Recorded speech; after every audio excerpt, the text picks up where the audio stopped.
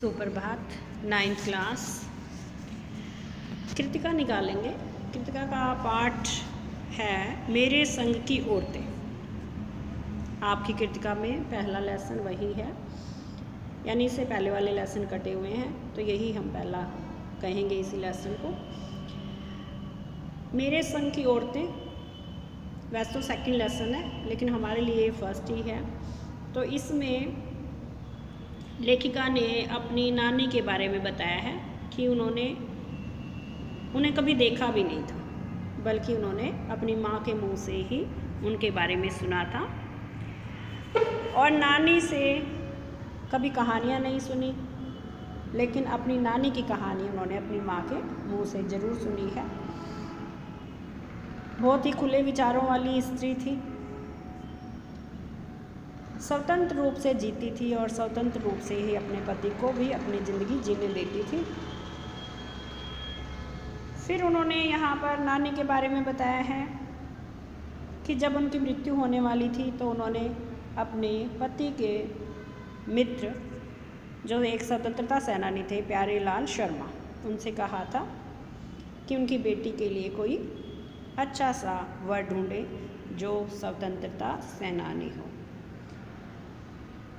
तो फिर उन्होंने इसमें अपनी दादी के बारे में भी बताया है, किस तरह उनके दादी के घर का माहौल ऐसा था कि सब आज़ादी के आंदोलन में हिस्सा लेने वाले थे, यानी स्वतंत्रता सैनिक विचारधारा के लोग थे। फिर यहाँ पर उन्होंने अपनी माँ के बारे में भी बताया है कि किस तरह उनकी माँ कुछ काम नहीं करती थी, क्योंकि उनकी परवरिश इसी तरह हुई थी। लेकिन उनके ससुराल में बहुत इज्जत थी, जिसके दो कारण थे कि वो कभी भी किसी की बातों को दूसरे को नहीं बताती थी और ना ही कभी झूठ बोलती थी।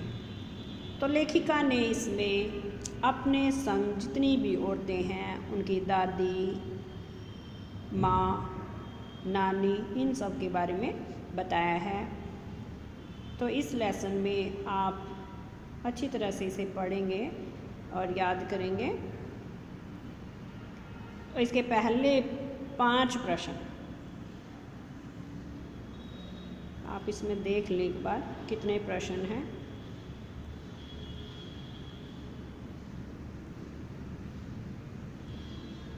देखेंगे पहला प्रश्न, लेखिका ने अपनी नानी को कभी देखा भी नहीं, फिर भी उनके व्यक्तित्व से वे क्यों प्रभावित थी।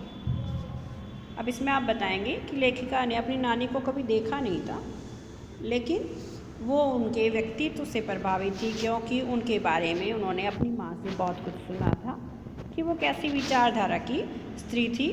वैसे तो वो पर्दा करने वाली स्त्री थी, लेकिन विचार उनके बहुत ही स्वतंत्र थे और ख़ुद भी वो स्वतंत्र विचारधारा की थी, ना ही अपनी किन्हीं बातों को अपने पति के ऊपर लाती थी।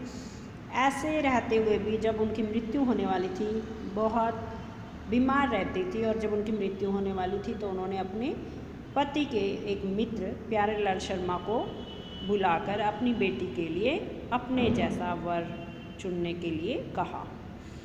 लेखिका की नानी के आज़ादी के आंदोलन में किस प्रकार की भागीदारी रही।